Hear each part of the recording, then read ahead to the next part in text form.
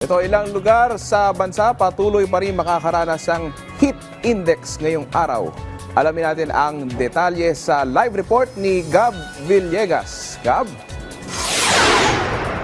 Daniel, 7 lugar sa bansa ang posibleng makaranas ng mataas na heat index ngayong araw matapos ideklara ng Pag-asa noong Miyerkules ang pagsisimula ng dry season sa bansa.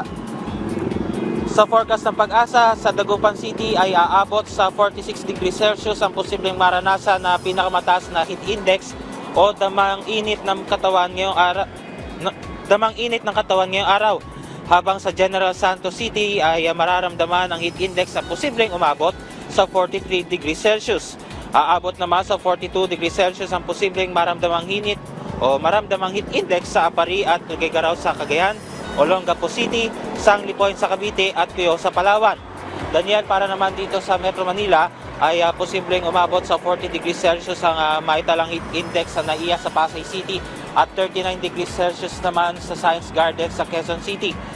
Dahil ngayon ay simula na ng dry season, ay ugaliin natin magdala ng anumang pananggara sa matinding init ng araw tulad ng pagdadala ng payong, sombrero o pamaypay at ugaliin rin natin uminom ng 8 basong tubig kada araw. At yan muna, Lites, balik si Daniel. Maraming salamat, Gab Villegas.